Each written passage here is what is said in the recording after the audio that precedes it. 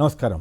Live షోకి స్వాగతం. ముందుగా అతిథుల పరిచయం. శ్రీ రామ్నాథ్ గారు, ప్రముఖ విశ్లేషకులు, సీనియర్ పాత్రికేయులు, ఏపీ ప్రైడ్ ఛానల్ నిర్వాహకులు. శ్రీ నాగార్జున యాదవ్ గారు, వైఎస్ఆర్ కాంగ్రెస్ పార్టీ అధికార ప్రతినిధి, గతంలో కార్పొరేషన్ చైర్మన్గా కూడా పనిచేశారు. రామ్నాథ్ గారు చెప్పండి సంక్షిప్తంగా ఈ సమాచారం మీద మీ కామెంట్ ఏమిటి? బడులు ఎక్కువ, పిల్లలు తక్కువ, సడన్గా సరే మీడియా కేంద్ర విద్యాశాఖ నివేదిక అయినప్పటికీ కూడా ఓవరాల్గా ఈ పరిస్థితి ఎందుకు వస్తూ ఉంది? కొమ్మినేని గారు, మీకు నాగార్జున యాదవ్ గారికి, సాక్షి ప్రేక్షకులకి నమస్కారం. జగన్మోహన్ రెడ్డి గారు తన 5 ఏళ్ల కాలంలో నాడు నేడు అనే ఒక ప్రోగ్రాం తెచ్చి ప్రభుత్వ స్కూల్ అని డెవలప్ చేసి ఉండకపోతే నారా లోకేష్ గారు విద్యాశాఖ కూడా తీసుకునేవారు కాదో తెలియదు. ఇప్పుడు ఎక్కడికన్నా వెళ్ళండి, ఈవెన్ వాళ్ళ పత్రికల్లో ఇస్తున్న ఫోటోలు చూడండి, అవన్నీ కూడా జగన్మోహన్ రెడ్డి హయాంలో డెవలప్ చేసినవి వీళ్ళు చేస్తున్నారు. నారా లోకేష్ గారు ఏమంటారు, ఒకవైపు అసలు మొత్తం అడ్మిషన్లు ఫుల్ అయిపోతున్నాయి, ఎమ్మెల్యేల సిఫార్సు లేఖలు తెచ్చే పరిస్థితికి మేము తీసుకొని వచ్చామని చెప్తున్నారు. కానీ పరిస్థితి మాత్రం ఇది, ప్రభుత్వ స్కూళ్ళ మీదకి ఎవరు వెళ్ళడం లేదు. ఎందుకు వెళ్ళడం లేదు ఈ పరిస్థితి అంటే, పైకి చెబుతున్నది ఒకటి, లోన నడుస్తున్నది ఒకటి. విద్యాశాఖకు ప్రభుత్వం పెద్దగా ప్రయారిటీ ఇవ్వడం లేదన్నది ప్రజలకు అర్థమైపోతుంది. కేవలం పైకి మాత్రం మేము అన్ని చేస్తూ ఉన్నాం. 10th క్లాస్ విద్యార్థులు కష్టపడి పాస్ అయితే అదంతా నారా లోకేష్ గారి వల్లే వాళ్ళంతా ఆ స్థాయిలో పాస్ అయ్యారని, ఇలా ప్రతి చోట క్రెడిట్ తీసుకోవడానికి ఎక్కడైతే అటెన్షన్ ఉంటుందో అక్కడికి వెళ్ళిపోవడం, ఇలాంటి పనులు ప్రభుత్వ పెద్దలు చేస్తూ ఉన్నారు. కానీ కన్స్ట్రక్టివ్ గా విద్యా వ్యవస్థను ఎలా డెవలప్ చేయాలనే దాని మీద లేదు. ఫీజు రియంబర్స్మెంట్ లేదు, యూనిఫామ్లను సరైన టైంలో ఇవ్వడం లేదు. అంటే ఒకవైపు చేయాల్సిన పనులు చేయకుండా కేవలం క్రెడిట్ మాత్రమే తీసుకోవడానికి ప్రయత్నిస్తూ ఉన్నారు. ఇది రాను రాను మరింత ఇబ్బందికరంగా పరిస్థితి తయారవుతుంది అన్నది ప్రభుత్వ ధోరణి. ఇలాగే ఉంటే ఇంకా రాను రాను పరిస్థితి ఇబ్బందికరంగానే మారే అవకాశం ఉంటుంది. కొమ్మినేని గారు. రైట్. నాగార్జున గారు సంక్షిప్తంగా మీరు కూడా మాట్లాడతారా? మీరు గతంలో స్కూళ్ళ ఇన్ఫ్రాస్ట్రక్చర్ కార్పొరేషన్ చైర్మన్గా కూడా చేశారు కదా. సార్, నారా లోకేష్ గారు విద్యాశాఖ మంత్రిగా బాధ్యతలు తీర్చిన తర్వాత విద్యాశాఖ మిథ్యాశాఖగా మారిపోయింది. ఒక్క నాడు నేడు, మనబడి నాడు నేడు అని జగన్మోహన్ రెడ్డి గారు తీసుకొస్తే దానికి ప్రభుత్వ పాఠశాలను డెవలప్ చేస్తే ఎక్కడ జగన్మోహన్ రెడ్డి గారికి పేరు వచ్చింది అనేటువంటి ఉద్దేశంతో ఆ పథకాన్ని పూర్తిగా పడకెక్కించి ఈరోజు ఆంధ్రప్రదేశ్ రాష్ట్రంలో విద్య అనేది కేవలం డబ్బున్న వారికి మాత్రమే ఎంచుకునేటువంటి దూరంగా తయారైపోయినటువంటి పరిస్థితి నెలకొనింది. కాబట్టి ఒక్క అంశం అనేది కాదు, విద్యాశాఖకు సంబంధించినటువంటి అన్ని రకాల అంశాల్లో కూడా ఆంధ్రప్రదేశ్ రాష్ట్ర ప్రభుత్వం తీవ్రంగా విఫలమైనటువంటి సందర్భాలు మనం చూస్తూనే ఉన్నాం. ఎందుకంటే గతంలో జగన్మోహన్ రెడ్డి గారికి ఒక చిన్న ఆసక్తికరమైన విషయం మీతో షేర్ చేసుకోవాలనుకుంటున్న సందర్భం వచ్చింది. కాబట్టి మనం చాలా చోట్ల భవనాల్లో ప్రమాదాలు జరిగితే, అగ్ని ప్రమాదాలు జరిగితే మనం చూస్తామంటే, అగ్ని ప్రమాదాలు జరిగితే ఆ భవనంలో పెట్టినటువంటి వైరింగ్ కాలి స్మోక్ వచ్చి చాలామంది చనిపోయేటువంటి పరిస్థితులు ఉంటాయి. సాధారణంగా మీ ఇంట్లోనో మా ఇంట్లోనో లేకపోతే పెద్ద పెద్ద మల్టీప్లెక్స్ల్లో కూడా జరిగేటువంటి కార్యక్రమం ఇదే. అయితే జగన్మోహన్ రెడ్డి గారి యొక్క ఆలోచన గురించి రాష్ట్ర ప్రజలకు తెలియజేయాల్సింది ఏంటంటే, మామూలుగా ఈ ప్రమాదాలు జరిగితే ఈ స్మోక్ రిలీజ్ చేసేటువంటి వైరింగు మామూలు సాధారణమైనటువంటి రేటు ఉంటుంది. కాబట్టి సాధారణంగా పెద్ద పెద్ద అనిల్ అంబానీ, గౌతమ్ అదానీ, లేకపోతే బాగా చంద్రబాబు నాయుడు గారు, నారా లోకేష్ గారు లాంటి పెద్ద పెద్ద డబ్బు ఉన్నటువంటి పారిశ్రామికవేత్తలు, రాజకీయవేత్తల ఇళ్లలోనే ఈ ప్రమాదాలు జరిగినా కూడా ఈ స్మోక్ రిలీజ్ చేయనటువంటి ఈ వైరింగ్ సిస్టాన్ని వాడతారు. ఎందుకంటే ఇది చాలా హెవీ కాస్ట్. సార్, మీరు నమ్ముతారో నమ్మరో, జగన్మోహన్ రెడ్డి గారు నాడు నేడు కార్యక్రమంలో పథకం తీసుకొచ్చి సెంట్రలైజ్డ్ ప్రొక్యూర్మెంట్ టెండర్ తీసుకొచ్చి, అంటే ఎక్కడో సర్పవరంలోనో లేకపోతే కాకినాడ జిల్లాలోనో ఆలూరు జిల్లాలోనో అల్లూరు జిల్లాలోనో అక్కడే ప్రొక్యూర్మెంట్ జరిగితే సాదాసీదా ఏమైనా వాడతారేమో తెలిసి సెంట్రలైజ్డ్ ప్రొక్యూర్మెంట్ టెండర్లు పిలిచి భారతదేశంలో అనేటువంటి అత్యంత నాణ్యత కలిగినటువంటి హెవెల్స్ లాంటి సంస్థలను పిలిచి మీరు సపరేట్గా మ్యానుఫ్యాక్చరింగ్ చేసైనా సరే ఆంధ్రప్రదేశ్ రాష్ట్రంలో ఉన్నటువంటి 44,000 ప్రభుత్వ పాఠశాలలో వైరింగ్కు ఉపయోగించేటువంటి వైరు స్మోక్ ఫ్రీ వైర్ ఉండి తీరాల్సిందే అని చెప్పి భారతదేశంలోనే మొట్టమొదటిసారి పాఠశాల భవనాల్లో కూడా అత్యాధునికమైనటువంటి విలాసవంతమైనటువంటి భవనాల్లో ఉండేటువంటి స్మోక్ ఫ్రీ వైరింగ్ సిస్టమ్ని వాడారు. ఇది కేవలం ఒక సాధారణంగా ఆయన యొక్క ఆలోచన విధానం, పిల్లల పట్ల వారికి ఉన్నటువంటి బాధ్యతను తెలియజేయడానికి చెప్పినటువంటి సందర్భం మాత్రమే. సో అంత కేటగారికల్గా, అంటే పిల్లలు తినేటువంటి చిక్కీ కాడ నుండి వారు ఉండేటువంటి విషయంలో ఉండేటువంటి వైరింగ్ సిస్టమ్ దాకా జగన్మోహన్ రెడ్డి గారు వారి పట్ల తీసుకున్నటువంటి బాధ్యత, ఆప్యాయత, అనురాగానికి ఒక చిన్నపాటి నిదర్శనంగానే ఈ విషయాన్ని సందర్భానుసారం వచ్చింది కాబట్టి తెలియజేస్తున్నా. తీరా నారా లోకేష్ గారు వచ్చిన తర్వాత ఆయనకి స్థానికంగా కానీ, లేకపోతే ఎస్సీల పట్ల కానీ, బీసీల పట్ల కానీ, లేకపోతే చదువుకోవాలనేటువంటి ఆలోచనతో ఉండి, అంటే ఉపాధి హామీ కూలీ పథకానికి తల్లిదండ్రులు వెళ్తూ దారి మధ్యలో వదిలేసేటువంటి పిల్లల్ని తిరిగి పాఠశాలలో చదవడానికి వారు పడేటువంటి తాపత్రయం, వారు పడేటువంటి కష్టం నారా లోకేష్ అనేటువంటి వ్యక్తికి తెలియదు కాబట్టి ఆయన దీనికి లీస్ట్ ప్రయారిటీ ఇస్తారు కాబట్టి ఇట్లాంటివి జరుగుతుంది. దీని మీద ఇంకా సుదీర్ఘంగా మాట్లాడేటువంటి విషయాలు చాలా ఉన్నా కూడా ఈ మిథ్యాశాఖగా మార్చినటువంటి నారా లోకేష్ గారు ఖచ్చితంగా ఇకనైనా కాస్త పునరాలోచించి వీటిని రాజకీయ రెడ్ బుక్ దాన్ని అమలుపరచడం కాకుండా కాస్త ఆంధ్రప్రదేశ్ రాష్ట్రంలో ఉండేటువంటి వాటినన్నా అమలు చేయాలని మాత్రం కోరుకుంటున్నాం. రైట్. ఈ మధ్య మరి ఆయన నన్ను గెలిపించారు పిల్లలని చెప్పి ఆయన ఎక్కడో స్కూల్కి వెళ్ళి మాట్లాడినట్టున్నారు. మరి ఆయన ఇటువంటి వాటిల్లో మరింత శ్రద్ధ తీసుకుంటే మంచి. రామ్నాథ్ గారు చెప్పండి, ఈ స్పెషల్ ఇంటెన్సివ్ రివిజన్ ఏ స్థాయిలో జరుగుతూ ఉంది? కొంత గందరగోళంగా ఉందా? కొన్ని చోట్ల టీడీపీ ఆఫీసులో కూర్చునో, లేకపోతే టీడీపీ వాళ్ళు వెళ్ళి ఇక్కడ సచివాలయాల్లోనూ ఇక్కడ కూర్చునో, ఇవన్నీ ఇప్పుడు మొన్న నారాయణ గారి ఆడియో ఒకటి బయటికి రావటం.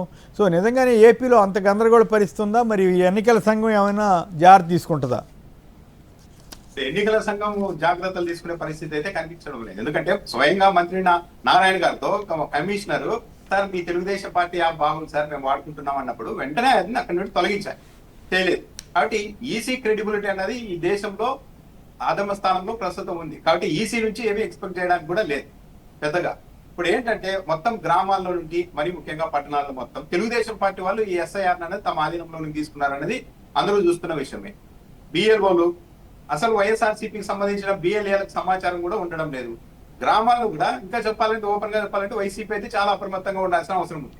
తెలుగుదేశం పార్టీ చేస్తున్న పని కంటే డబల్ ట్రిపుల్ కష్టపడితే తప్పించి వైసీపీ ఈ అంశంలో దాటేందుకు అవకాశం తక్కువ. ఎందుకంటే మొత్తం అధికారులందరినీ వాళ్ళ ఆధీనంలోకి తీసుకున్నారు. ఎమ్యూనరేషన్ ఫామ్లు మాత్రం వాళ్ళకి కావాల్సిన వాళ్ళకే ఇస్తున్నారు. వైసీపీ వాళ్ళు ఎవరైనా ఇస్తే మళ్ళీ దానిలో జిరాక్స్ తీసుకొని తెలుగుదేశం పార్టీ నాయకులకు ఇస్తున్నారు. ఎందుకంటే మళ్ళీ దానిని ఏదో విధంగా తొలగించాలి అన్న ఉద్దేశంతో చేస్తూ ఉన్నట్టుగా ఉన్నారు. జనసేన పార్టీ, బీజేపీ కార్యకర్తలు కూడా ఈ విషయంలో చాలా యాక్టివ్ గా ఉన్నారు. జనసేన, బీజేపీ వాళ్ళు కూడా. వైసీపీ వాళ్ళు ఇంకా యాక్టివ్ కావాల్సిన అవసరం ఉంది. ఎందుకంటే ఎవరి ఓటు వాళ్ళు కాపాడుకుంటారులే అని అనుకుంటే మాత్రం అది సరైనది కాదు. ఎందుకంటే చాలా మందికి వాళ్ళ ఓటు ఏమవుతోంది, ఈ ఎస్ఐఆర్ ఏంటి, ఎప్పుడు వస్తారా అనే సమాచారం కూడా లేదు, వాళ్ళకి ఏమీ తెలియదు. వాళ్ళ పనులు వాళ్ళు చేసుకుంటూ ఉన్నారు. అలాంటి వాళ్ళని టార్గెట్ గా చేసుకొని అధికార పార్టీ మొత్తం ఏదో చేయడానికి ట్రై చేస్తోంది. తెలుగుదేశం పార్టీ ఒకటే అనుకుంటోంది, ఈ ఎస్ఐఆర్ అనేది మనకు ఒక సువర్ణ అవకాశం. ఇక్కడ మనం అనుకున్నది చేయగలిగితే, తెగించైనా సరే మనం అనుకున్నది చేయగలిగితే సగం మనం గెలిచినట్లే ఎన్నికల్లో అని తెలుగుదేశం పార్టీ అనుకుంటోంది. ఆ విధంగానే వెళ్తుంది. ఈ రోజే కాదు కదా, 2019 ఎన్నికలకు ముందు కూడా తెలుగుదేశం పార్టీ హైదరాబాద్ వేదికగానే ఐటీ గ్రిడ్ అని ఒకటి పెట్టి మొత్తం ఏది కేంద్ర ప్రభుత్వం దగ్గర ఉండాల్సిన ఆధార్, ఒరిజినల్ డేటాని మొత్తం అంతా తీసుకొని ఏ విధంగా చేయాలో చేశారు. కాకపోతే ఆ రోజు అదృష్టవశాత్తు మొత్తం ముందే కనుక్కోవడం వల్ల అది ఆగిపోయింది. కానీ ఈ రోజు ప్రభుత్వం తెలుగుదేశం పార్టీ గతంలో కంటే ఇప్పుడు చాలా తెగించి మరి ముందుకెళ్తుంది. ప్రతి విషయంలో ఎవరు ఏమనుకున్నా పర్లేదు, మనం అనుకున్నది చేసేయాలని. అలాంటి పరిస్థితుల్లో ఉన్న టీడీపీ ఈ అవకాశాన్ని అయితే వదిలిపెట్టే ప్రసక్తే ఉండదు. కాబట్టి వైఎస్ఆర్ కాంగ్రెస్ పార్టీ కేంద్ర కార్యాలయం ప్రతి గ్రామంలో కూడా తమ నాయకులు, తమ బిఎల్ఏలు వీళ్ళంతా ఎలా వ్యవహరిస్తున్నారనే దాని మీద రోజు రివ్యూ చేసుకోవాల్సిన అవసరం ఉంది. ఇంకా అయితే చాలా వైఎస్ఆర్ కాంగ్రెస్ పార్టీ చాలా యాక్టివ్ కావాల్సిన అవసరం అయితే కొన్ని చోట్ల వైసీపీ వైపు నుండి ఇంకా పెద్దగా స్పందన లేదన్న ఇది కూడా ఉంది ఓపెన్ గా. ఇవన్నీ ఎందుకంటే ఇవి చెప్పుకోకపోతే వైసీపీ వాళ్ళకే నష్టం, ఇవన్నీ దాచుకుంటే వాళ్ళే ఇబ్బంది పడతారు. భయపడుతున్నారే కాదు, అక్కడ కూడా భయపడుతున్నారేమో ఈ గౌరవ భయపడాలి. కొమ్మినేని గారు ఏంటంటే భయపడడం కాదు, కానీ ఇప్పుడు గ్రామాల్లో ఉంటారు, ఈ వైఎస్ఆర్సీపీకి అనుకూలంగా ఎవరు ఉంటారు అనేది వైసీపీ వాళ్ళకు తెలుసు. అలాంటి వాళ్ళ ఓట్లు ఏమవుతున్నాయి, మీకు ఫామ్ ఇచ్చారా లేదా, మీరు దాన్ని నింపడంలో ఏమైనా ఇబ్బంది పడుతున్నారు. చాలా వరకు ఆ ఫామ్లు నింపడంలో కూడా ఇబ్బంది పడి పక్కన పడేస్తూ ఉంటారు. అటువంటి వాటిలో జాగ్రత్తలు తీసుకోవాలి. కరెక్ట్. ఇవన్నీ ఫాలో అప్ చేయాల్సింది వైసీపీ వాళ్ళే బాధ్యత తీసుకోవాలి. సెంట్రల్ ఆఫీస్ రోజు ప్రతి గ్రామంలో ప్రతి వీధిలో కూడా ఏమవుతుందో మానిటర్ చేసుకుంటే ఆ లోకల్ ఇన్ఛార్జీలు ఎవరైతే ఉంటారో టీడీపీ, బీజేపీ, జనసేనలతో పాటు వీళ్ళు కూడా యాక్టివ్గా ఉండి వాళ్ళ బిఎల్ఏలు అందరూ సరిగా చేస్తున్నారా లేదని చెక్ చేసుకుంటే మీరు చెప్పినట్లు అది సమానంగా సమన్యాయం జరిగే అవకాశం అయితే ఉంటుంది. నాగార్జున గారు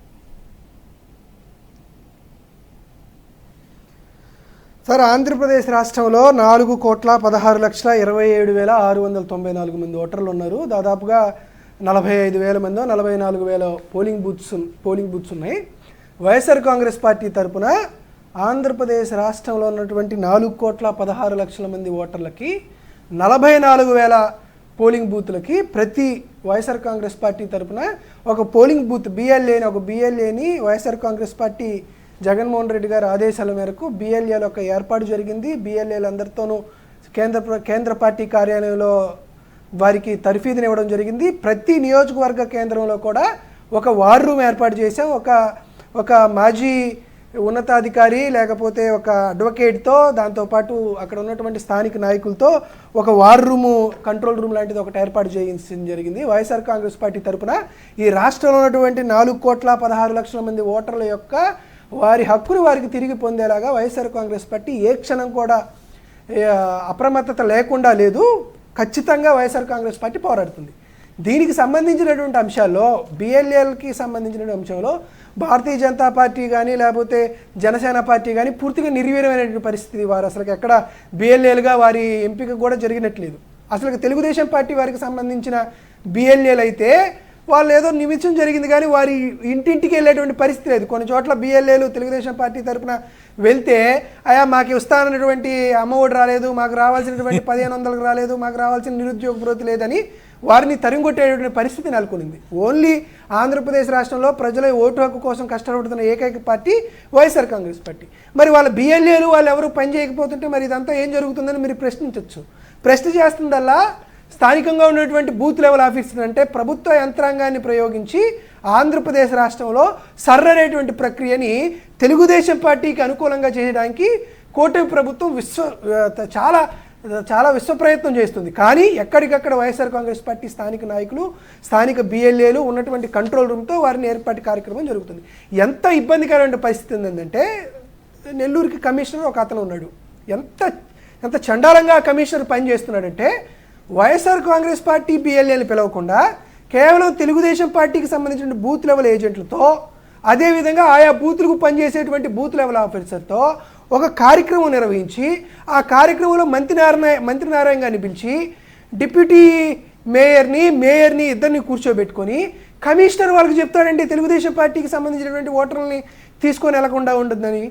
దాంతోపాటు తెలుగుదేశం పార్టీ బిఎల్ఏలతో మంత్రి నారాయణ గారు ఒక టెలికాన్ఫరెన్స్ పెడితే, ఈ టెలికాన్ఫరెన్స్లో ఈ కమిషనర్ ప్రత్యక్షం అయ్యి సార్ మీకు ఒక విషయం చెప్పనా, కేంద్ర ఎన్నికల సంఘం మాకు ఒక అప్లికేషన్ ఇచ్చింది సార్, ఆ అప్లికేషన్ దేనికి పనిచేయలా, కానీ నారా లోకేష్ గారు తీసుకొచ్చారు కదా సార్ మై టీడీపీ అనే యాప్, ఇది అద్భుతంగా పనిచేస్తాం సార్, బిఎల్ఓలు గారు మేము కూడా మీకు చెప్తున్నా, మీరు కూడా అదే వాడుకోండి అని చెప్పాడు. దాంతోపాటు సాక్షాత్తు ఒక కలెక్టర్, కర్నూలు జిల్లా కలెక్టర్ లేకపోతే అనంతపురం జిల్లా కలెక్టర్, బిఎల్ఓలు సరిగ్గా తెలుగుదేశం పార్టీ వారికి అనుకూలంగా పనిచేయకపోతే లాగిచ్చి ఒకటి చెంపదెబ్బ కొట్టండి అని నేరుగా కలెక్టర్ చెప్తాడు. అంటే తెలుగుదేశం పార్టీ కార్యకర్తలు, తెలుగుదేశం పార్టీకి సంబంధించినటువంటి బిఎల్ఏలు అసలు నిర్వీర్యం అయిపోయారు. వాళ్ళు జనాల దగ్గరికి వెళ్ళి డోర్ టు డోర్ వెరిఫికేషన్ చేసేటువంటి ప్రక్రియ జరగట్లా. కానీ వైఎస్ఆర్ కాంగ్రెస్ పార్టీ బిఎల్ఏలు బ్రహ్మాండంగా పనిచేస్తున్నారు. దానికి సంబంధించినటువంటి సరంజామా కేంద్ర పార్టీ కార్యాలయం నుంచి జరుగుతుంది. కాబట్టి బిఎల్ఓలనే ఒక ప్రైవేట్ సైన్యంగా వాడుకొని, పోలీస్ అధికారులను ఎలా అయితే ఇప్పటిదాకా వాడుకున్నారో అలా బిఎల్ఓల్ని, ఈఆర్ఓల్ని వాడుకునేటువంటి కార్యక్రమం జరుగుతుంది. ఇప్పటికీ కేంద్ర పార్టీ కార్యాలయం ఇన్ఛార్జిగా ఉన్నటువంటి అప్పిరెడ్డి గారు కేంద్ర ఎన్నికల సంఘానికి, రాష్ట్ర ఎన్నికల సంఘానికి చాలాసార్లు మేము దానికి సంబంధించినటువంటి వినతి పత్రాలు, కంప్లైంట్లు ఇచ్చాం. మేము బిఎల్ఓలకు కానీ, ఈఆర్ఓలకు కానీ, లేకపోతే పనిచేస్తున్నటువంటి కలెక్టర్లకు కానీ మరొకసారి విజ్ఞప్తి చేస్తున్నాం. ఆంధ్రప్రదేశ్ రాష్ట్రంలో ఓటు హక్కు దుర్వినియోగం చేయాలనేటువంటి ఉద్దేశంతో ఎవరైతే అర్హత ఉన్నటువంటి ఓటర్లను తీసేటువంటి ప్రక్రియ కానీ జరిగితే బిఎల్ఓలకి, ఈఆర్ఓలకి మరీ ఒక చెప్తున్నాం, మీ ఉద్యోగాలకు ప్రమాదం ఏర్పడుతుంది. వైఎస్ఆర్ కాంగ్రెస్ పార్టీ హైకోర్టుకే కాదు, నేరుగా సుప్రీంకోర్టుకు కూడా వెళ్ళాలని సుప్రీంకోర్టు న్యాయవాదులను కూడా సంప్రదిస్తుంది. ఎక్కడైనా అవకతవకలు జరిగి ఎవరైనా అర్హత ఉన్నటువంటి ఓటర్లు కానీ మీరు తెలుగుదేశం పార్టీ వారు చెప్పారనేటువంటి ఉద్దేశంతో వారి ఓటర్లు కానీ తొలగించే ప్రక్రియ కానీ జరిగితే ఉద్యోగాలు పోతాయి, జాగ్రత్త. చంద్రబాబు నాయుడు గారో, నారా లోకేష్ గారో, స్థానికంగా ఉన్నటువంటి మంత్రి నారాయణ గారో మిమ్మల్ని కాపాడలేరు. కాబట్టి ఉన్నది ఉన్నట్టు న్యాయబద్ధంగా, చట్టబద్ధంగా అందరికీ ఓటు హక్కు కల్పించేలాగా బిఎల్ఓలు, ముఖ్యంగా నెల్లూరు మున్సిపల్ కమిషనర్ గారిని ప్రవర్తించకపోతే తస్మాత్ జాగ్రత్త, నీ ఉద్యోగాలు Right, పోవడానికి okay. మేము ఏమాత్రం కూడా వెనకడుగు Right. వారి ట్రాప్ లో పడి మీ ఉద్యోగాలు పోగొట్టుకొని మీకు సంబంధించినటువంటి మీ కుటుంబ సభ్యుల్ని బజారు మీదకి లాగద్దని మరొకసారి మిమ్మల్ని విన్నవిస్తున్నాం. రైట్, రామ్నాథ్ గారు మీరు చెప్పిన దాన్ని ఆయన విభేదించారు. వైసీపీ వాళ్ళు చాలా యాక్టివ్గా ఉన్నారు, బ్రహ్మాండంగా పనిచేస్తున్నారని చెప్తున్నారు. మరి మీరు కరెక్టా, ఆయన కరెక్టా? ఇప్పుడు నాగార్జున యాదవ్ గారు చెప్పింది కూడా కరెక్టే, పని చేస్తున్నారు. నేను చెప్తున్నది ఏంటి, తెలుగుదేశం పార్టీ కంటే డబల్ చేయాల్సిందే మీరు అని చెప్తున్నారు. అది డబల్ చేయాలంటారు. ఓకే, తెలుగుదేశం పార్టీ బిఎల్ఏలు ప్రజల దగ్గరికి వెళ్లే మొహం లేదంటున్నారు. ఓకే, దాన్ని ఒప్పుకుందాం. కానీ వాళ్ళు అందుకే కదా తెలుగుదేశం పార్టీ కార్యాలయంలోనే దుకాణం తెచ్చారు. దాన్ని కూడా కౌంటర్ చేయాల్సిన అవసరం ఉంది. వైసీపీ వాళ్ళు పూర్తిగా చేయడం లేదని కాదు, కానీ వాళ్ళ అధికారం చేతిలో ఉంది, అధికార యంత్రాంగం వాళ్ళ చేతిలో ఉంది. కాబట్టి మీరు ఇంకా కష్టపడాలి. ప్రతి ఓటు ఎవరైనా ఫామ్ నింపేందుకు ఇబ్బంది పడుతుంటే వాళ్ళని కూడా మీరు ఫాలో అప్ చేసుకోవాల్సిన అవసరం ఉందని చెప్తున్నాం. సిటీ పూర్తిగా వదిలేసిందని కూడా చెప్పేది లేదు కదా. రైట్, అయితే ఇంకొక దాని మీద చెప్పండి. ఎల్నిలో విశ్వరూపం రెడ్ లిస్ట్లో రాయలసీమ జూలై సెప్టెంబర్ మధ్య తీవ్ర ప్రభావం. చంద్రబాబు గారి ప్రభుత్వం, కూటమి ప్రభుత్వం ఈ విషయంలో ఏమన్నా జాగ్రత్త తీసుకుంటుందా? శ్రీశైలంలో మరి దారుణంగా వాటర్ తగ్గే అవకాశం ఉందని కూడా పేపర్లో ఎక్కడో చదివాను నేను, వార్త వచ్చింది. ఈ పరిణామం మీద ప్రభుత్వం అప్రమత్తంగా ఉందనిపిస్తోందా రామ్నాథ్ గారు? ఎగువ రాష్ట్రాల్లో వర్షాలు కురిస్తే మనకి డ్యాములు నిండుతాయి, అక్కడ కూడా వర్షాలు లేవు, డ్యాముల్లో నీళ్లు లేవు. చంద్రబాబు నాయుడు గారి ప్రభుత్వం అప్రమత్తంగా ఉందా అంటే అప్రమత్తంగా ఉందని రోజు చెప్తూ ఉంటారు, కానీ క్షేత్రస్థాయిలో ఎక్కడ అప్రమత్తంగా ఉండరు. ఇది ప్రజలే ఎదుర్కోవాల్సిందే ఈ కరువు. చంద్రబాబు నాయుడు గారు ఏదో ప్రణాళిక రచించి దీన్నంతా గట్టెక్కిస్తారనడానికి అయితే లేదు, ఆలోచన కూడా ఉన్నట్టు కనిపించడం లేదు. ఇప్పటికీ కూడా ఇప్పుడు రాయలసీమ ప్రాంతాల్లో వేరుశనగ కూడా విత్తే పరిస్థితి లేదు, వర్షాలు లేవు. ఇంకా ఇప్పుడు ఎల్నీలో ఇంకా బలపడుతుంది, జూలై ఆఖరి నుంచి సెప్టెంబర్ వరకు ఇంకా విపరీతంగా ఉంటుంది అంటున్నారు. ఒకవేళ అక్కడక్కడ పంటలు వేసినా కూడా బయటికి వస్తాయి లేదన్న నమ్మకం లేదు. కొన్ని జిల్లాల్లో 80% పంట తక్కువగా వేశారు. అంటే ఎంత తీవ్రంగా పరిస్థితి ఉందో దీన్ని బట్టే అర్థమవుతుంది.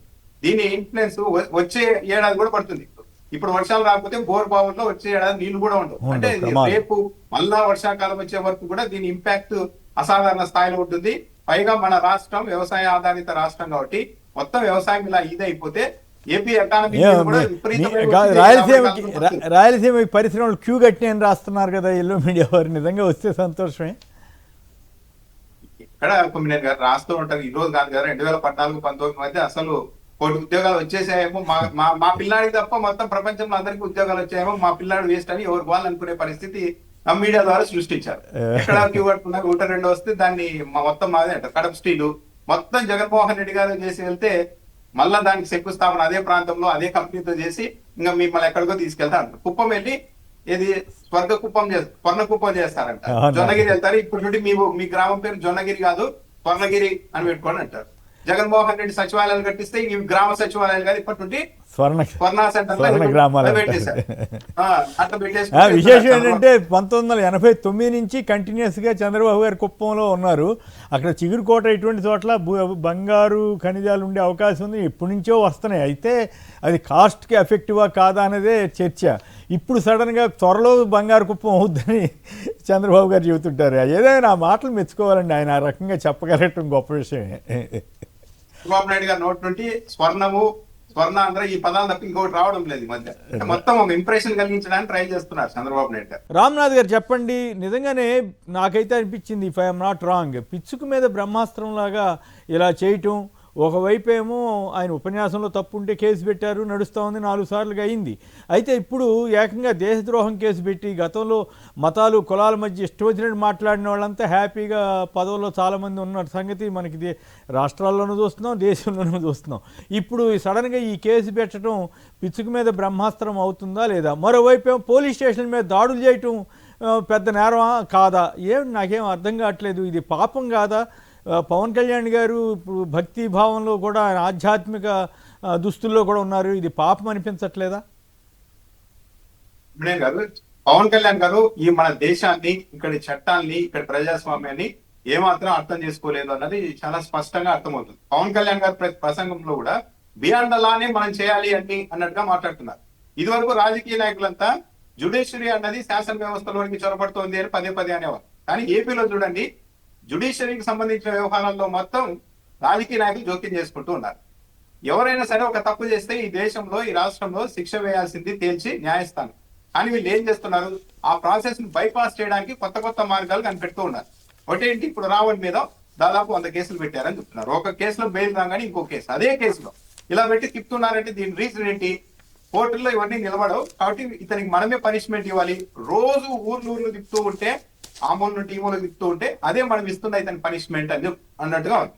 100 స్టేషన్లను తిప్పడానికి రెడీ అయ్యారని చెప్పి శ్రవణ్ గారు చెప్తున్నారు. ఇంతకు మించిన పనిష్మెంట్ ఏముంటుంది అంటే కోర్టులు వేయాల్సిన శిక్షల్ని కూడా మేమే మా అధికార బలాన్ని ఉపయోగించి చేసేస్తామన్నట్టుగా ఉంది. అయితే పవన్ కళ్యాణ్ గారు గమనించాల్సింది ఏంటంటే అణచివేత అన్నది ఎప్పటికీ కూడా సక్సెస్ కాదు. మన ఇండియాలో, మన రాష్ట్రంలో అసలు సక్సెస్ కాదు. ఈ రోజు అధికారంలో ఉన్నారు కాబట్టి, పోలీసులు చెప్పిన మాట వింటారు కాబట్టి ఇవన్నీ నడవచ్చు, కానీ సక్సెస్ అయ్యే పరిస్థితి ఉండదు. ప్రజాస్వామ్యంలో అణచివేత అంటే ఎలాంటిదంటే కుక్కర్లో ఆవిరి బయటకు వెళ్ళకోకుండా చేసేసి కింద మంట పెడితే ఏమవుతుంది?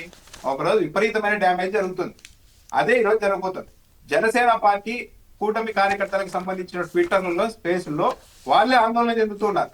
జగన్మోహన్ రెడ్డి ముఖ్యమంత్రిగా ఉన్నప్పుడు మనం అమ్మనా కూతురు తిట్టాం కదా, ఇదే మాట్లాడుకుంటున్నారు. అమ్మనా కూతురు తిట్టాం కదా, ఎంతమంది మీద వాళ్ళు ఇలాంటి కేసులు పెట్టారు. కానీ మనమేంది మాట్లాడితే కేసు పెట్టేయడం కాకుండా 4-5 కేసులు పెట్టి వరుసగా తిప్పడం ఏంటి అని వాళ్ళే ఆందోళన చెందుతున్నారు. ఎందుకు ఆందోళన చెందుతున్నారంటే వాళ్ళకేదో వైసీపీ మీదో లేకుంటే రావణ్ మీదో అభిమానంతో కాదు, సానుభూతితో కాదు. ఈ ప్రొసీడింగ్ మొదలైన తర్వాత రేపు రోజున మన దగ్గరికి కూడా వస్తుంది. ఇది పవన్ కళ్యాణ్, చంద్రబాబు నాయుడు గారు మొదలు పెట్టిన ఈ ఆట అన్నది ఒకరోజు మన ఇంటి ముందుకు కూడా వచ్చి నిలబడుతుంది.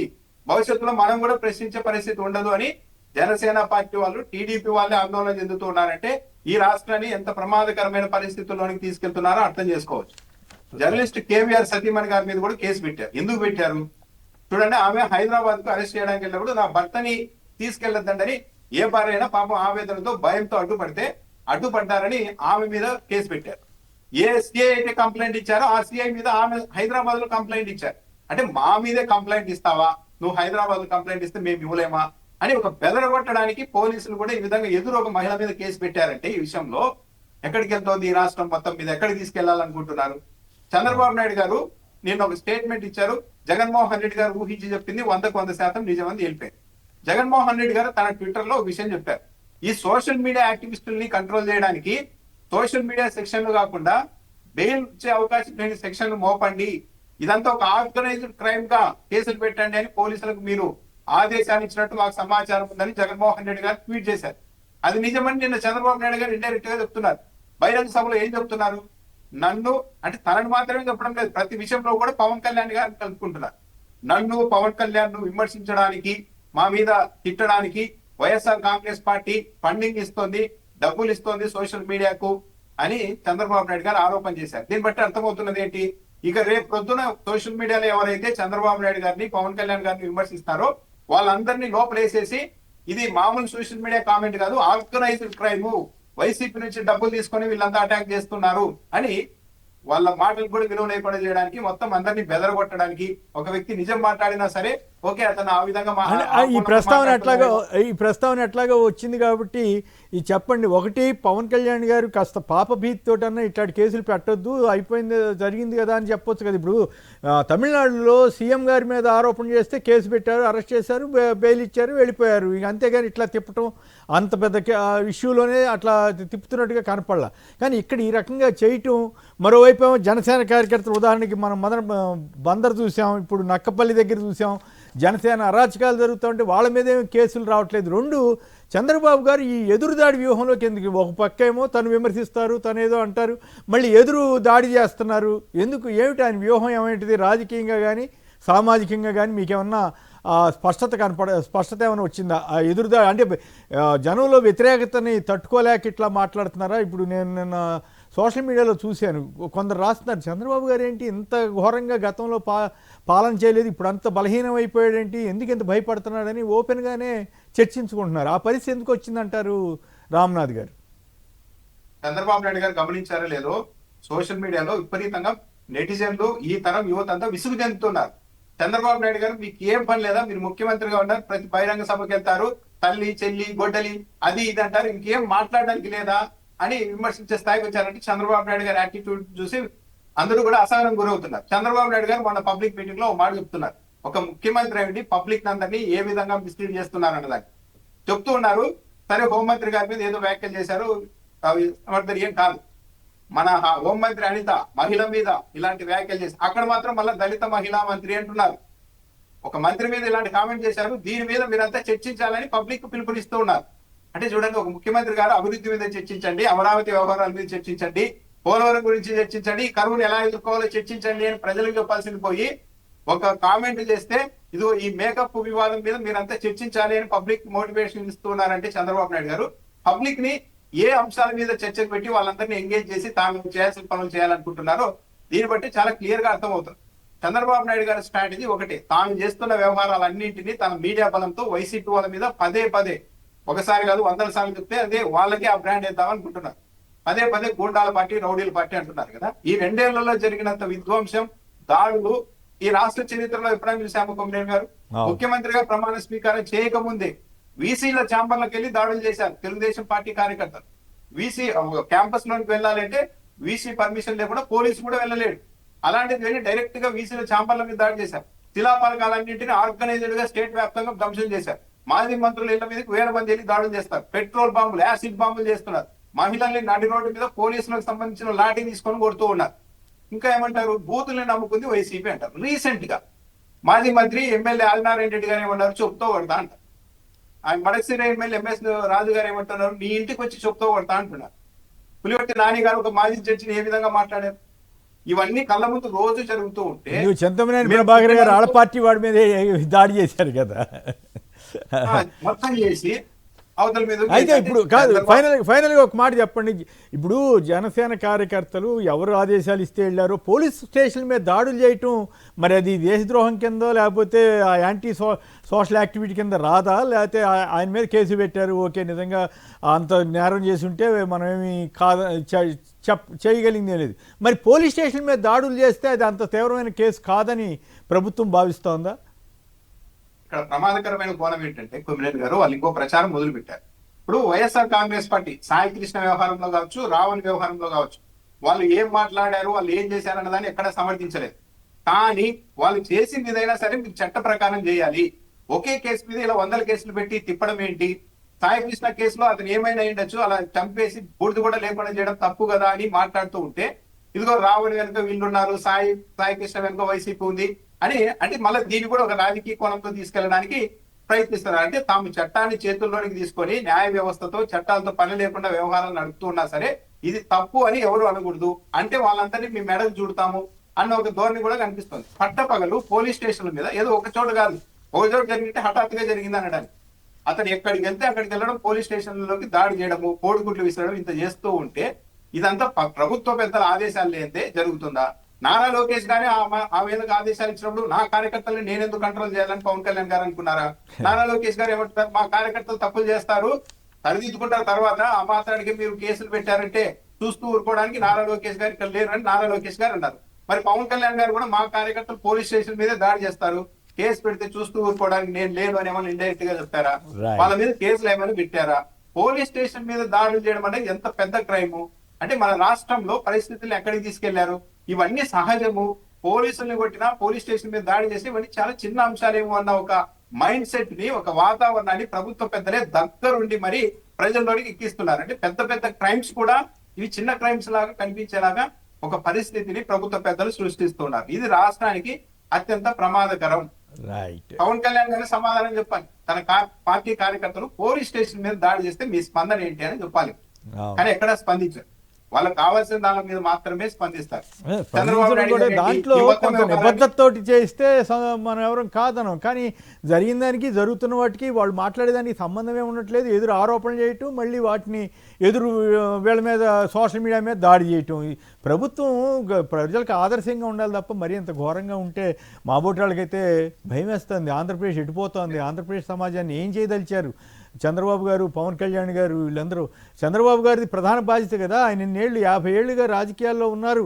ఆయన నాయకత్వంలో ఈ రకంగా జరిగితే ఆయనకి అప్రతిష్ట, దేశవ్యాప్తంగా పరుగు పోతుంది కదా. మీరు ఎన్ని ప్రచారాలు చేసుకున్న అచ్చంగా ఎల్లో మీడియాని అడ్డం పెట్టుకుని అన్ని జరగాలంటే జరగవు. ఏదో ఒక రోజున మొత్తం దేశవ్యాప్తంగా ఇది చర్చ అవుతుంది, మీ పరువే పోతుంది. ఆ సంగతి ఆయనకు అర్థం కావాలి. ఈ సోషల్ మీడియాలో ఆ పాయింట్ కూడా పెడుతున్నారు. ఎవ్వరు అగౌరవపరచట్లేదు చంద్రబాబు గారిని కానీ పవన్ కళ్యాణ్ గారిని కానీ. ఈ రోజులో అగౌరవపరిచే ధైర్యమా? ఒకవేళ ప్రశ్నిస్తేనే తీసుకెళ్లి జైల్లో పడేస్తూ ఉంటే దూషించారని ముఖ్యమంత్రి గారు చెప్తారేంటి అన్యాయంగా?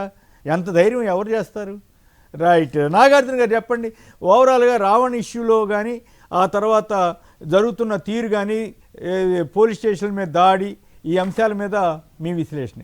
ముందుగా మొదటి నుంచి కూడా నేను చెప్తున్నానంటే 2024 జూన్ 4వ తేదీన తెలుగుదేశం పార్టీ కూటమి ప్రభుత్వం అధికారంలోకి వస్తే జూన్ 5వ తేదీ 2024న విజయవాడ నోవాటల్లో నా పైన దాడి చేశారండి. ఆ రోజు నుంచి ఈ రోజు దాకా నేను చెబుతుంది ఏంటంటే ఆంధ్రప్రదేశ్ రాష్ట్రంలో ఒక అప్రకటిత ఎమర్జెన్సీ అనేది నడుస్తుంది. ఈ రాష్ట్రంలో మానవ హక్కులు కానీ ప్రాథమిక హక్కులు కానీ లేవు. ఇంకా ఎంత దారుణమైనటువంటి పరిస్థితి నెలకొనిందంటే గౌరవ న్యాయస్థానం హైకోర్టు ఎప్పుడైనా సంక్రాంతి సెలవులకో వేసవి సెలవులు కానీ ఇచ్చారా? ఇక ఆంధ్రప్రదేశ్ రాష్ట్రంలో ప్రజల సమస్యల మీద గొంతెత్తే మాలాంటి వాళ్ళందరూ అరిచేతిలో గుండెని పట్టుకొని ఏడో బిక్కుమంటూ బతకాల, లేకపోతే కష్టం. హైకోర్టు సెలవు శనివారం ఆదివారం వచ్చిందా, ఇంకేం లేదు, ఎవడెవరిని అరెస్ట్ చేద్దామా, ఎక్కడెక్కడ చేయాలా, పోలీస్ వ్యవస్థని ఒక ప్రైవేట్ సైన్యంగా వాడుకొని చేయాలి. ఈరోజు మనం రావణ్ గురించి మాట్లాడుతున్నాం. వైఎస్ఆర్ కాంగ్రెస్ పార్టీకి సంబంధించినటువంటి సోషల్ మీడియా సైనికుల్ని రావణ్ కంటే దారుణంగా ఆడవాళ్ళపైన కూడా 25 కేసులు 45 కేసులు వర్రా రవీంద్ర కానీ లేకపోతే వీరారెడ్డి కానీ అంతకు ముందున్నటువంటి వేరే వాళ్ళు కానీ ఎంతమంది మీద కేసులు పెట్టి నానా ఇబ్బందులకు గురి చేస్తారో లెక్కాచారం లేదు. రీసెంట్గా ఈ రావణ్ అనేటువంటి అంశాన్ని తీసుకొచ్చారు. వాస్తవానికి ఆయన వీడియోలు అసలు నేను ఎప్పుడు చూడాల. అతను ఏదో ఒక యూట్యూబర్ రన్ చేస్తారు. మొన్న ఏలూరులో ఒక సభ పెట్టి పవన్ కళ్యాణ్ గారిని తిట్టారు అని అంటున్నారు. అంతకుముందు జగన్మోహన్ రెడ్డి గారిని కూడా తిట్టాడు ఈ మనిషి. అంతకుముందు వైఎస్ రాజశేఖర రెడ్డి గారిని కూడా తిట్టారు. ఎన్నో సందర్భాల్లో వైఎస్ఆర్ కాంగ్రెస్ పార్టీ నేతల్ని కూడా వారికి సంబంధించినటువంటి మా ప్రభుత్వ విధి విధానాలను కూడా కొన్నిసార్లు శృతి మించి ఇతను కూడా విమర్శలు చేశారు. అయితే వైఎస్ఆర్ కాంగ్రెస్ పార్టీ ఈ విధమైనటువంటి యాక్షన్ చేయలేదే. దాంతోపాటు ఏంది ఈరోజు పవన్పై అనుచిత వ్యాఖ్యలు, Andhra Jyothy statement sir, Andhra Jyothy heading ఇది, పవన్పై అనుచిత వ్యాఖ్యలు, ఓకే నువ్వు కేసు పెట్టుకో. కిందేంది రావణ్పై ఉపా కేసు. పవన్ కళ్యాణ్ ఏమన్నా జాతిపిత మహాత్మా గాంధీనా? నాకు అర్థం కావట్లేదు. పవన్ కళ్యాణ్ ఏమన్నా జాతిపిత మహాత్మా గాంధీనా? విమర్శలు చేస్తే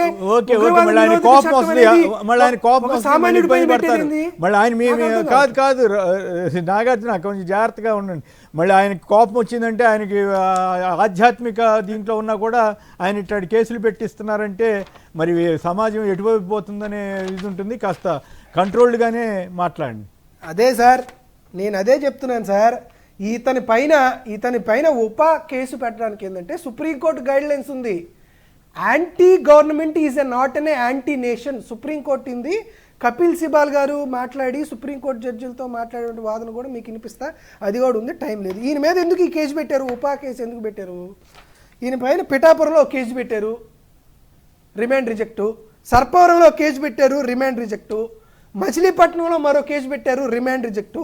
పాయకారావుపేటలో మరో కేసు పెట్టారు, రిమాండ్ రిజెక్టు. రిమాండ్ రిజెక్ట్ చేశారని ఎల్లో మీడియా వాళ్ళు ప్రెస్ మీట్ పెట్టి అసలు పోలీసు వ్యవస్థ ఏం చేస్తుంది? అసలు అరెస్ట్ చేసి రిమాండ్ పెట్టలేనటువంటి సెక్షన్లు పెడతారా? ఏదో ఒకటి చేయాలి కదా అని అంటే గన్నవరం డిఎస్పీ ఏం చేశాడు, ఈ తంటుకోలేని చెప్పేసి ఈయన పైన ఉపా కేసు పెట్టారు. కేసు పెట్టగానే పూర్తయిద్దా? ఎందుకు ఈ కేసు ఉపా చట్టం ఎందుకు తీసుకొచ్చారు? 1962లో చైనాతో యుద్ధం జరిగింది, 1965లో పాకిస్తాన్తో యుద్ధం జరిగింది, 1965లో నక్సల్బరీ ఉద్యమం వచ్చింది. భారతదేశంలో ఒక ఇంటర్నల్ ఇష్యూస్ జరుగుతున్నాయి కాబట్టి అతి పెద్ద ఉగ్రవాదాలకు సంబంధించినటువంటి ఇష్యూస్కు సంబంధించి ఒక నేషనల్ ఇంటిగ్రేటెడ్ కౌన్సిల్ తీర్మానం మేరకు 1962 డిసెంబర్ 30న ఈ చట్టం తీసుకొచ్చారు. ఈ చట్టాన్ని నిరంతరం పర్యవేక్షించడానికి హైదరాబాద్లో ఎన్ఐఏ ప్రాంతీయ కార్యాలయం ఉంది. ఆ ఎన్ఐఏ ప్రాంతీయ కార్యాలయం నుండి రావణ్ నివాసం ఉంటుంది, 10 కిలోమీటర్లు కూడా ఉండదు. అంటే ఎన్ఐఏకి, నేషనల్ ఇంటెలిజెన్స్ ఏజెన్సీకి, ఎన్ఐఏకి తెలియనటువంటి సమాచారం గన్నవరంలో ఉన్నటువంటి డిఎస్పీకి తెలిసి అతను అరెస్ట్ చేశారా? ఏం సార్ ఈ పోలీసు వ్యవస్థ ఎటుపోతుంది? దేని కొరకు ఇందులో? పవన్ కళ్యాణ్ గారికి ఈగో సాటిస్ఫాక్షన్ కోసం ఒక నార్మల్ ఒక ఏమీ తెలియదు అని రావణ్ అనేవాడు మా ఊర్లో ఎవడికి తెలియదు, అసలుకి నాకు తెలియదు అసలు. అతని మీద 7-8 కేసులు పెట్టి అతను ఏదో ఒక పెద్ద నాయకుడిగా చేసి తిప్పి ఇడి చేశారే. జ్ఞానేశ్వరి దానికోసం ఏదైనా చేయొచ్చు కదా. ఏమని చెప్తారు అతనికి? హిడ్మా అనే అతనికి ఈయన నివాళులు అర్పించాడు, ఇది నక్సల్స్ని ప్రోత్సహించడం అన్నారు. హిడ్మా ఎప్పుడు చనిపోయాడు? నవంబర్ 18, 2025 చచ్చిపోయాడు. అప్పుడు ఏదో పోస్టు పెట్టాడంట. ఒక 8 నెలలు 9 నెలల తర్వాత ఎన్ఐఏ, సిబిఐ, సిఐడి ఏమీ జరగకుండా తెలంగాణ రాష్ట్రంలో నివాసం ఉంటున్నటువంటి తెలంగాణ పౌరుని తీసుకొచ్చి ఇక్కడికి వచ్చి అరెస్ట్ చేస్తారా? ఇక్కడ రావణ్ మంచోడా చెడ్డోడా, రావణ్ అన్నాడా అనలేదా, రావణ్ చేసినటువంటి ప్రతి దానికి వైఎస్ఆర్ కాంగ్రెస్ పార్టీ మద్దతు ఇస్తుందా అంటే మాకేం సంబంధం ఉంటుంది దాంట్లో. కానీ ఒక మనిషిని కేవీఆర్ అనే జర్నలిస్టులు కానీ లేకపోతే వైఎస్ఆర్ కాంగ్రెస్ పార్టీ సోషల్ మీడియానో లేకపోతే మరొకరినో చట్టాన్ని అతిక్రమించి మరీ అధికారాన్ని దుర్వినియోగం చేస్తూ ఇటువంటి కార్యక్రమాలు చేయడానికి వైఎస్ఆర్ కాంగ్రెస్ పార్టీ వ్యతిరేకమే కానీ ఒక వ్యక్తికి సంబంధించినటువంటి అంశంలో వైఎస్ఆర్ కాంగ్రెస్ పార్టీ మద్దతుగా చూడకూడదు. దాంతోపాటు నక్సల్స్ని ప్రభావితం చేశారని నేను చెప్పారు. నేను ఒక వీడియో చూపిస్తాను సార్, ఆశ్చర్యకరంగా ఒక వీడియో పవన్ కళ్యాణ్ గారిది. ఈయన భారతదేశంలో ప్రజాస్వామ్యం ఉండకూడదు, నక్సలిజమే ఉండాలి, నేను కూడా గన్ను పట్టుకొని అడవిలోకి పోయి భారతదేశంలో నక్సలిజాన్ని తీసుకురావాలని నేను కూడా భావించాను, తర్వాత మా అన్నయ్య చిరంజీవి గారు నన్ను ఆపేశారని చెప్పాడు. ఈయన మీద కదా పెట్టాల్సిందే ఉపా కేసు పెట్టాలనుకుంటే. అటుగా కూడా ఏమీ తెలియని అభాగ్యుల మీద అన్యాయుల మీద ఎవరూ లేనటువంటి అహంకారంతో మిమ్మల్ని తిట్టారని మిమ్మల్ని దూషించారని మీరు కేసులు పెట్టుకుంటే అసలు నిజంగా పవన్ కళ్యాణ్ని దూషించారు, అనుచిత వ్యాఖ్యలు చేస్తే వైఎస్ఆర్ కాంగ్రెస్ పార్టీ కూడా దాన్ని సమర్థించదు. అలాంటప్పుడు పవన్ కళ్యాణ్ ఏం చేయాలి? అతని మీద పరువు నష్ట దావం వేయాలి, పవన్ కళ్యాణే కేసు పెట్టమనండి, దానికి సంబంధించిన కార్యక్రమం జరిగింది. పవన్ కళ్యాణ్ తిరిగితే ఎవరికో మనోభావాలు దెబ్బతినడం ఏంది, వాళ్ళు వచ్చి కేసులు పెట్టడం ఏంది, రావణ్ అనేవాడి మీద 4 కేసులు పెట్టడం ఏంది, నా మీద 12 కేసులు పెట్టడం ఏంది, మీలాంటి సీనియర్ జర్నలిస్ట్ని అరెస్ట్ చేసి సార్ కొమ్మినేని గారు అసలు మీరు నిజంగా అదృష్టవంతులు. పాపం గన్నవరం డిఎస్పీకి వచ్చినటువంటి ఆలోచన తుళ్ళూరు డిఎస్పీకి వచ్చి ఉండదు, లేకపోతే మీ మీద కూడా ఒకటి పెట్టేవాళ్ళు. ఏముండిది పోతే పోయింది, ఒక సెక్షనే కదా, ఎఫ్ఐఆర్ కట్టడానికి అనుమతి అవసరంలే. కానీ ఛార్జ్ షీట్ వేయాలంటే కేంద్ర ప్రభుత్వం ఒక ఇండిపెండెంట్ ఏజెన్సీ ఇచ్చి ఆ పోలీస్ డైరీని తీసుకొని దాని మీద సాక్ష్యాధారం పరిశీలించి ఆ తర్వాతనే ఫ్రేమ్ చేయాలా. కాబట్టి ఈ కేసు నిలబడే కేసు కాదు. ఇక మీరు నేను అదృష్టవంతులు. మరి డిఎస్పీకి వచ్చినట్టు ఆలోచన రాష్ట్రంలో మిగతా డిఎస్పీలకి వారికి వస్తే ఇక మా మీద కూడా కేసులు పెడతారు. అటువంటి పరిస్థితి నెలకొనేటువంటి పరిస్థితి ఉండిద్ది. కాబట్టి ఆంధ్రప్రదేశ్ రాష్ట్రంలో ఒక అపరికృత ఎమర్జెన్సీ నడుస్తుంది. ఎవరు మాట్లాడేటువంటి పరిస్థితి లేరు. ఈ ప్రక్రియ కొనసాగుతూనే ఉంటుంది. కాబట్టి మేము తెలుగుదేశం పార్టీకి కానీ చంద్రబాబు నాయుడు గారికి కానీ లేకపోతే పవన్ కళ్యాణ్ గారికి కానీ డూప్లికేట్ సీఎంగా ఉన్నటువంటి నారా లోకేష్ గారికి కానీ చెప్పేది ఏంటంటే మీరు ఎన్ని కేసులన్నా పెట్టుకోండి, మీరు ఎన్ని రకాల సెక్షన్లన్నా పెట్టుకోండి, కావాలంటే డూప్లికేట్ అన్న పదం కరెక్ట్ కాదు. షాడో అనో లేకపోతే కీలక ముఖ్యమంత్రి పరోక్షంగా ముఖ్యమంత్రి బాధ్యతలను అట్లా చెప్పండి తప్ప డూప్లికేట్ అంటే మళ్ళీ అది తప్పు పదం వద్దు. ఎందుకంటే ఇవాళ రేపు మనం నేను మనం ఏ ప్రాంతానికి వెళ్ళినా కూడా చాలామంది రాజకీయాలు చర్చిస్తుంటారు, ఫ్రీగా అన్ని పార్టీల వాళ్ళు ఫ్రీగా మాట్లాడేవాళ్ళం. అలాంటిది ఇప్పుడు నేను వద్దురా బాబు రాజకీయాలు వద్దురా బాబు అని చెప్పాల్సిన పరిస్థితికి ఆంధ్రప్రదేశ్ వెళ్ళింది. అది బాధాకరం. తెలంగాణలో ఇంకా పరిస్థితి రాలా. ఆంధ్రప్రదేశ్లో చంద్రబాబు గారి నాయకత్వంలో స్వేచ్ఛగా ప్రజలు మాట్లాడుకునే పరిస్థితి, రాజకీయాల గురించి అన్ని పార్టీల కూర్చుని మాట్లాడుకునే పరిస్థితి లేకుండా చేయడం అనేది అత్యంత దురదృష్టకరం. గత 5 ఏళ్లలో అప్పుడు జగన్ గారి పాలనలో సైతం నాతో చాలామంది తెలుగుదేశం మిత్రులు చర్చించేవారు, లేదు తగాదా పడేవాళ్ళు, ఏదైనా జరిగేది. కానీ ఇప్పుడు అసలు మాట్లాడాలంటేనే భయపడే పరిస్థితి తీసుకురావటం చాలా దురదృష్టం. నాగార్జున గారు. కొమ్మినేని గారు, మీరు చెప్పినటువంటి మాటలు వాస్తవమే. మీరు నా యొక్క శ్రేయస్సుని నాకు నష్టం చేయకూడదని మీరు ఇచ్చారు. కానీ తెలుగుదేశం పార్టీ వాళ్ళు నాగార్జున యాదవ్ని అరెస్టు చేయాలనో లేకపోతే రామ్నాథ్ బాబు గారిని అరెస్ట్ చేయాలంటే కాదేది కవితకి అనర్హం లాగా, కాదేది చట్టాలకు అనర్హం, ఎవరిని ఏదన్నా చేయొచ్చు. కానీ ఒకటి రావణ్ కేసు అయినా మరొకటైనా భారతీయుడిగా ప్రజాస్వామ్య బద్ధతుడిగా వైఎస్ఆర్ కాంగ్రెస్ పార్టీ అధికార ప్రతినిధిగా మేము ఎప్పుడూ భారతదేశ సమగ్రతకి, భారతదేశ ఔన్నత్యానికి, భారతదేశం యొక్క సమిష్టి కోసం వైఎస్ఆర్ కాంగ్రెస్ పార్టీ కానీ వ్యక్తిగతంగా మేము కానీ మనందరం సమిష్టిగా ముందుకు పోయేటువంటి కార్యక్రమాలు చేసేవాళ్ళం. అయితే దురదృష్టవశాత్తు ఈ ప్రభుత్వం ఏ కేసులు పెట్టినా కూడా ఇది జరగట్లేదనే ఉద్దేశంతో కాన్స్టిట్యూషన్ని బైపాస్ చేసి మరి ఈ రాష్ట్రంలో ఉండేటువంటి తనకి ఎదురుగా మాట్లాడేటువంటి గొంతులన్నీ మూసేటువంటి ఒక కుట్రకోణం ఆంధ్రప్రదేశ్ రాష్ట్రంలో జరుగుతుంది. కాబట్టి సరే, ఈ ప్రజాస్వామ్యాన్ని బతికించడం కోసం 600 అగ్రహారం బీడైనా భూమి బద్దలైనా ఇటు పొద్దు అటు పొడిచినా ఖచ్చితంగా ప్రజాస్వామ్యయుతంగా వైఎస్ఆర్ కాంగ్రెస్ పార్టీ దీనికోసం ఉద్యమిస్తుంది.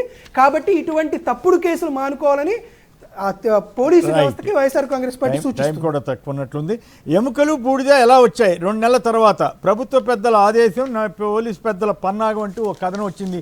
దీని మీద సంక్షిప్తంగా మీరు ఏం చెప్తారు? అలాగే జగన్ గారి వ్యాఖ్యలు ఇప్పటికైనా పట్టించుకుంటారా? క్రాంతి ఇష్యూలో కానీ ఆయన వెళ్ళిన తర్వాత కానీ పోలీసులు చర్య తీసుకోవట్లేదు, అయినా మళ్ళీ వార్తలు వస్తూనే ఉన్నాయి. ఎవరో ఆత్మహత్యకి ఆత్మహత్యాయత్నం చేశారట, పోలీస్ భయంతో ఆత్మహత్యాయత్నం అట. ప్రశ్నించే జర్నలిస్టులపై కక్ష సాధింపు చర్యలని బొత్స గారు వీళ్ళంతా కూడా విమర్శిస్తున్నారు.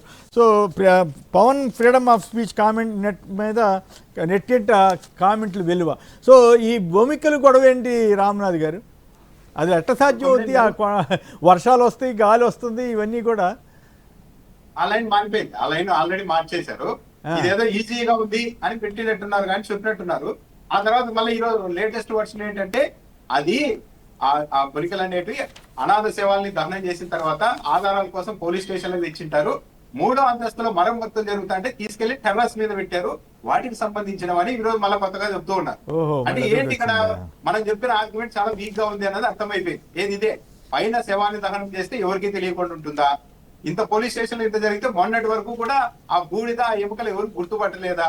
ఒకవేళ అవే నిజమైతే ఆ ఎముకలు సాయికృష్ణవు కాకపోతే మరి ఇంకో వ్యక్తిని ఎవరినైనా తెచ్చి చంపారా? దాన్ని కూడా బయటికి తీయండి అని ఇలాంటి ప్రశ్నలన్నీ వచ్చేసరికి ఓకే ఇది మళ్ళీ అడిదిరి ఇంకా చాలా కాంప్లికేటెడ్ అవుతుంది అనుకుంటున్నారేమో కానీ సింపుల్ గా లేదు, అది అనాథ శవాలకు సంబంధించిన అని చెప్పేస్తున్నారు. అంటే రోజుకోటి హైకోర్టులో అనాథ శవాలు కూడా భూమికలు ఇవి లోపల స్టేషన్ లో పెడతారా? అబ్బో నాకు ఆశ్చర్యంగా ఉంది, అది వినటానికే బాగా. అంటే వాళ్ళ బంధువులు ఎవరైనా వస్తే అప్పగించడానికి పెడతారని ఈ రోజు కొత్త వర్షన్. మరి ఎంతవరకు నెలల తరబడి అయితే బెటర్ కదా సార్, నెలల తరబడికి పెడతారు. తీసుకెళ్లి పైన టెర్రస్ లో పెట్టారు. సరే, మరి రక్తపు మరకలు ఉన్న లాఠీ కొట్టిందని చెప్పారు కదా, మరి అదే ఊరిని కొట్టింటే వచ్చింది, దానికి కూడా సమాధానం అంటే రోజు కొట్టింది. అంతే ఏంటంటే హైకోర్టులో సిబిఐకి అప్పగించాలా లేదా అన్న అంశం తేలే వరకు సిట్ చాలా సీరియస్ గా రోజుకో అంశాన్ని బయటకు చేస్తోంది, చాలా స్ట్రిక్ట్ గా దర్యాప్తు చేస్తోంది అని ఒక ఇంప్రెషన్ కలిగించడానికి ఇదంతా చేస్తున్నారా? వన్స్ హైకోర్టులో ఈ సిబిఐకి అప్పగించాల్సిన అవసరం లేదన్న పిటిషన్ ఇదే అయిపోతే ఇక ఆ తర్వాత ఏమీ ఉండదేమో అనిపిస్తోంది ఈ మొత్తం వ్యవహారం గమనిస్తూ ఉంటే. రైట్. రామ్నాథ్ గారు, నాగార్జున యాదవ్ గారు ఇద్దరికి కూడా ధన్యవాదాలు. ఇది నేటి చర్చా కార్యక్రమం. నమస్కారం. మరిన్ని అప్డేట్స్ కోసం ఛానల్ ను సబ్స్క్రైబ్ చేయండి. నోటిఫికేషన్స్ కోసం బెల్ ఐకాన్ పై క్లిక్ చేయండి.